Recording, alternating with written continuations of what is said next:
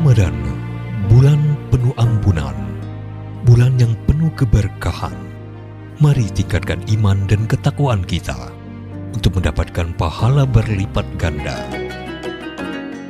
Kultum Ramadan bersama Sopyan Saputro SPD dari Yayasan Sarana Amal Madani. A'udzubillahi minasyaitonirrajim. Bismillahirrahmanirrahim. Assalamualaikum warahmatullahi wabarakatuh. Alhamdulillahirabbil alamin. Alhamdulillahilladzi bi ni'matihi tatimmus shalihat. Alhamdulillahilladzi hadana li hada wa ma kunna linahtadiya laula an hadanallah. Asyhadu an la ilaha illallah wa asyhadu anna Muhammadan abduhu wa rasuluh. Allahumma shalli wa sallim ala sayyidina Muhammad wa ala alihi wa sahbihi wa barik wa sallim ajma'in. Qala rabbi shrah li sadri wa yassir li amri wahlul 'uqdatam min lisani yafqahu qawli. Rabbana zidna 'ilman warzuqna fahman birahmatika ya arhamar rahimin. Bersyukur kepada Allah Subhanahu wa taala kita masih bisa menunaikan puasa Ramadan sampai dengan hari ini.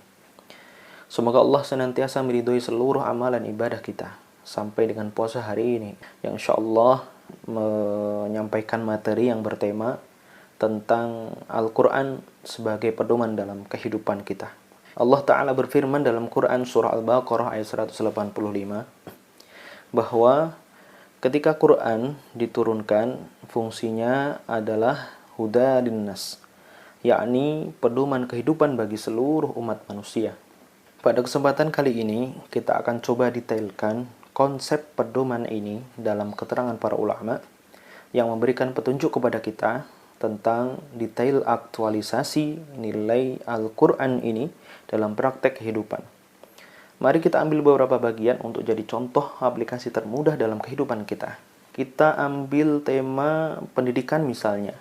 Saat ada di antara sekian kita menuntut ilmu, belajar di beberapa sekolah, bagaimana kemudian menurunkan ayat-ayat untuk kita pedomani dalam kehidupan kita?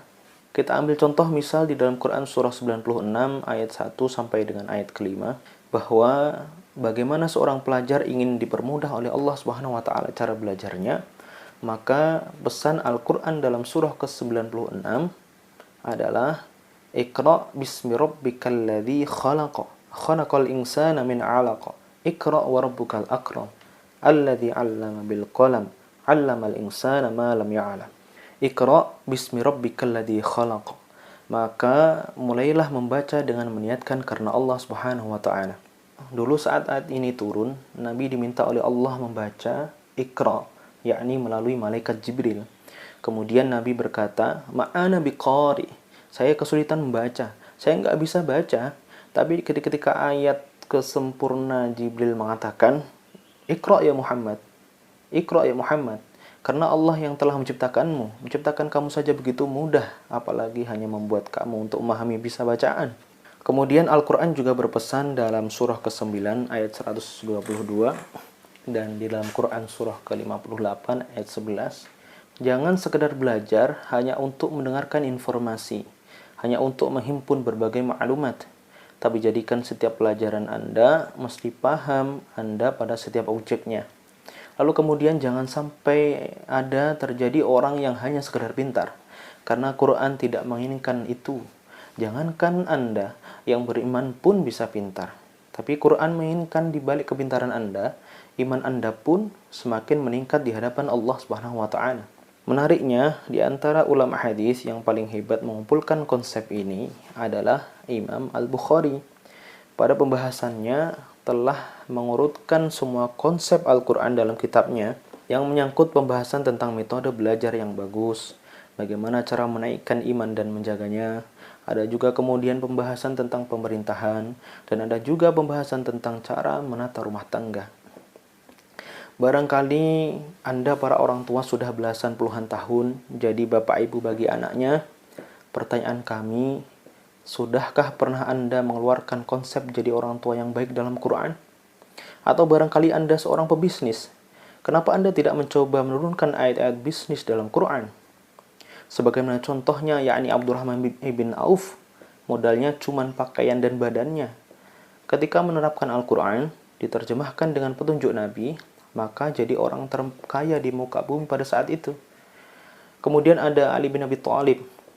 Setelah menerapkan isi Al-Quran, kecerdasannya, kejeniusannya meningkat luar biasa. Kemudian juga ada Abdullah bin Mas'ud, yakni hakim agung yang luar biasa momentumnya didapatkan ketika menerapkan nilai-nilai Al-Quran. Pertanyaannya, sampai dengan detik ini, Qurannya tidak berubah, hadisnya tidak berubah, kitabnya masih ada, tapi adakah keinginan yang kuat dari Anda untuk mempraktikkan semua nilai Al-Quran dan hadis itu? Ayah bunda abang kakak, selamat mencoba, keluarkan ayat-ayatnya.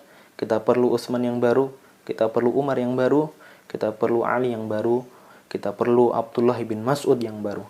Barangkali di negeri kita khususnya, bukan orang-orang yang pintar, tapi orang-orang yang mempraktekkan nilai-nilai Al-Quran, sehingga kepintarannya bisa mewujudkan kesejahteraan bagi bangsa dan negara kita khususnya. Demikian, bila ada tutur kata yang kurang berkenan, mohon dimaafkan yang sebesar-besarnya. Selamat menjalankan ibadah puasa Ramadan. Semoga Allah menerima sebagai pemberat amal soleh di yaumul akhir. Wassalamualaikum warahmatullahi wabarakatuh. Kultum Ramadan bersama Yayasan Sarana Amal Madani. Persembahan Smart FM Banjarmasin.